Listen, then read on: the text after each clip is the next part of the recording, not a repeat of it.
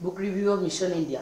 প্ৰতিজন ভাৰতীয় বিশেষকৈ ৰাষ্ট্ৰৰ তৰুণ প্ৰজন্মই দেশত এক পৰিৱৰ্তন আনিব পাৰে।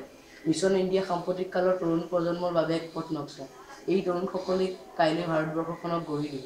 2020 বৰ্ষৰ ভিতৰত ভাৰতবৰ্ষখনক এক বিকশিত ৰাষ্ট্ৰ আৰু বিশ্বৰ 5 বৃহত্তৰ অৰ্থনৈতিক শক্তিৰ অন্যতম হিচাপে ৰূপান্তৰিত কৰাটোৱেই হ'ল মিছন বা লক্ষ্য। ডক্টৰ কালাম আৰু ৰাজন দুয়ো ভাৰতবৰ্ষৰ শক্তি আৰু দুৰ্বলতাসমূহৰ পৰীক্ষা কৰি চাই পতিয়ন গৈছে যে এই লক্ষ্য অবাস্তৱ নহয়।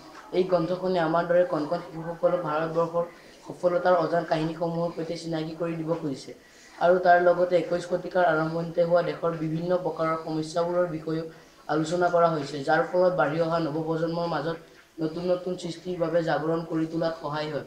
ৰাষ্ট্ৰীয় জীৱনৰ বিভিন্ন পৰ্যায়ৰ স্তৰসমূহ পৰীক্ষা কৰি সেই ক্ষেত্ৰসমূহৰ ফলাফল আৰু প্ৰত্যাহ্বানবোৰ স্পষ্টভাৱে ব্যাখ্যা কৰি দেখুওৱা হৈছে।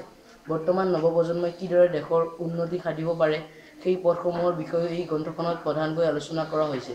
গ্ৰন্থখনে সমাজক উদ্দেশ্যৰ গুৰুত্বপূৰ্ণ ধাৰণাৰে অনুপ্ৰেৰিত কৰিব বিচাৰিছে, যিটো শক্তিশালী আৰু সমৃদ্ধিশালী ৰাষ্ট্ৰ এখন নিৰ্মাণৰ বাবে অপৰিহাৰ্য। ধন্যবাদ।